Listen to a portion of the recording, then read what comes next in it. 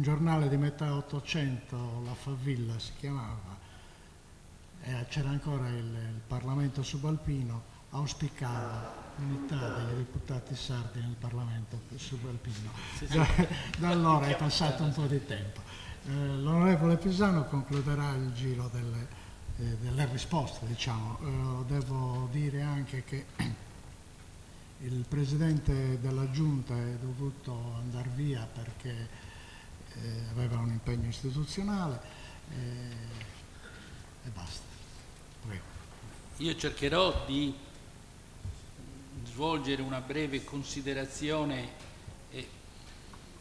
partendo da alcuni spunti che mi vengono dalla discussione, cominciando esattamente dal primo intervento.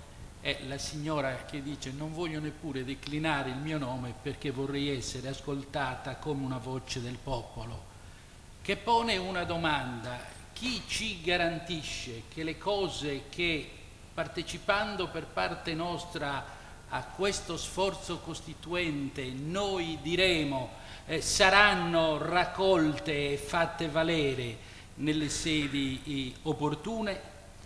La risposta è: signora, lo garantisce lei.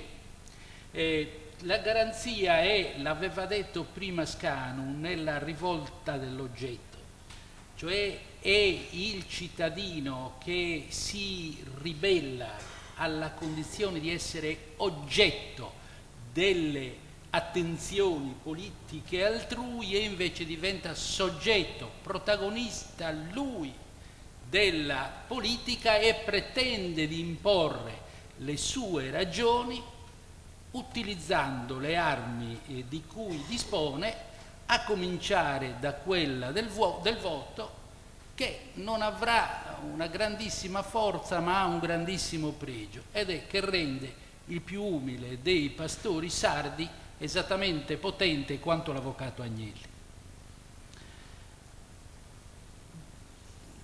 Certo è che questo processo, lo dico a Salvatore Cubedu, deve fare affidamento su una spinta forte che venga dal basso, e le spinte dal basso però non vengono, questa è una regola della democrazia, se non c'è una elite dirigente che facendosi interprete di un sentire profondo e dando voce al sentire profondo della gente non mobilita il popolo. Io sono convinto che nel sentire profondo dei sardi c'è l'aspirazione ad un'autonomia più avanzata, ad un autogoverno più forte che dia più sviluppo, più crescita. Si tratta, come dire, di dar voce a questo sentire profondo, e quello è il compito, per richiamarci a Gramsci, dell'intellettuale organico, cioè quello che si raccorda con la realtà e le dà voce, e poi questa voce fa valere attraverso gli strumenti della democrazia. Ricordo anch'io, lo ricordo per averne letto le cronache ovviamente, il convegno di Castel Sant'Angelo a Roma, dove tra l'altro si svolse una disputa piuttosto bizantina per stabilire se i parlamentari eletti in Sardegna dovessero considerarsi deputati sardi o sardi deputati. E a me questo problema fu risolto, giovanissimo deputato, da un grande presidente della regione, Paolino De Tori. Andrai a trovarlo a casa sua all'indomani della mia prima elezione al Parlamento, a farmi una delle tante chiacchierate che ho avuto la fortuna di fare con lui, e accompagnandomi all'uscita mi disse: tu sai bene che in quanto deputato sei il rappresentante a norma costituzionale della nazione, ma ricordati che un deputato sardo va a Roma per fare pane per la Sardegna. Io credo che sia questo il mandato vero, il modo vero di intendere il nostro ruolo di parlamentari sardi. E ora qui nel caso specifico si tratta di stabilire se la Costituente sia pane per la Sardegna, se non è pane è panificio. Cioè sicuramente la Costituente, in quanto ci può portare ad una forma più avanzata e più efficace e più efficiente di autonomia, può essere una condizione formidabile per la crescita della nostra isola. E allora bisogna che, come dire, intorno a questa idea noi raccogliamo le forze, e le forze si raccolgono, come dicevo, ripartendo dal popolo, non partendo dalle elite, le quali, anche per il modo col quale vengono formate, sono spesso condotte a contrastare piuttosto che a dialogare. Però io so che le indicazioni forti che vengono dal popolo hanno una persuasività che normalmente supera gli schemi di schieramento, gli schemi politici tradizionali, tanto più in tempi come questi, dove, venute meno le tradizionali barriere ideologiche, è più facile promuovere il dialogo, perché è diminuito il numero dei pregiudizi che muovono nel confronto parlamentare i gruppi politici. Io penso che qualche iniziativa vada presa. Io richiamo ancora una volta l'intervento di Soddu oggi sulla Nuova Sardegna, perché lì c'è un'offerta di dialogo che non va lasciata cadere. Richiamo il senso stesso di questa iniziativa.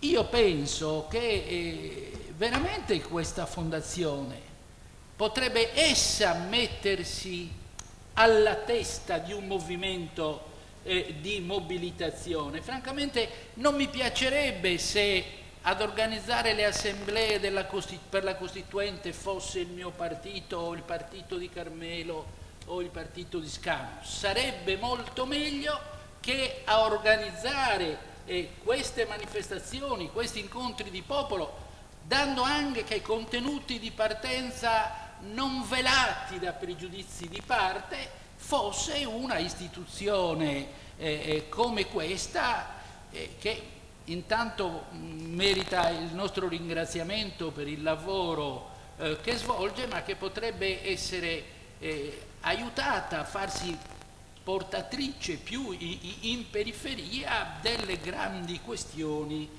che vengono messe in discussione dalla proposta della Costituente. Io sono convinto che se c'è un movimento vero dal basso, i contrasti in Consiglio regionale si superano e ancor più facilmente si superano quelli a livello nazionale, dove i miei colleghi che hanno presentato proposte di legge per riformare lo statuto in base alle riforme costituzionali approvate si accorgeranno di fare una cosa inutile, perché quelle sono cose già conquistate, quelle sono già state colte dall'albero, sono già nel cestino. Il Consiglio regionale deve semplicemente allungare la mano al cesto, non deve coltivare il frutteto, deve allungare la mano al cesto e portarsele a casa attraverso la legislazione ordinaria. Il problema è di fare una cosa molto più importante, e la si fa se la facciamo tutti insieme, totum pare, come ricordavo poco fa. Quindi io vorrei concludere con un piccolo accenno, ma con questo richiamo soprattutto, con questo invito alla Fondazione, che è innanzitutto un invito a me stesso a mettermi a disposizione della Fondazione perché possa sviluppare questa iniziativa, ma sia essa, la Fondazione, a garantire un qualcosa che si svolge al di sopra le parti, se crede, avvalendosi degli ex presidenti della regione, i quali credo che, non essendo più nel fuoco del confronto politico, non abbiano nessuna voglia di immiserirsi in beghe di parte, invece abbiano la umana aspirazione a fare qualcosa di positivo per tutti. Concludo riprendendo un richiamo che ci è stato fatto giustamente a ricordare tanti dei nostri padri che abbiamo dimenticato, perché sono la nostra storia, attraverso di loro ha parlato il loro tempo, ma ha parlato anche alle future generazioni. Chi non ha storia o non ha orgoglio della propria storia non ha neppure futuro, non c'è nulla da fare. E allora io ricordo, concludendo, che se la memoria non mi inganna, perché c'era anche una citazione peraltro inglese di Eleonora d'Arborea, se la memoria non mi inganna, nell'incipit alla Carta dei Logu Eleonora dice, memore del fatto che sono già passati 40 anni da quando mio padre fece la Costituzione precedente, ed essendo passato tanto tempo ed essendo cambiate tante cose, è giunto il momento di fare una Carta Costituzionale nuova. 40 anni in tempi nei quali un anno loro valeva sì e no una giornata nostra, in termini di intensità dei cambiamenti. 40 anni sembrarono lunghissimi a Eleonora d'Arborea, a noi riformatori, nel senso di gente che crede nella capacità, riformare vuol dire dare forma nuova a regole e a cose che col tempo sono invecchiate. Allora, a noi che dobbiamo riformare lo Statuto della Sardegna, 52 anni di autonomia, se ci rapportassimo con Eleonora, dovrebbero corrispondere grosso modo a 400-600 anni. E basterebbe questa considerazione per persuaderci che lo Statuto è da cambiare, perché dobbiamo mettere l'autonomia al passo coi tempi che vengono e con i tempi che in realtà sono già venuti.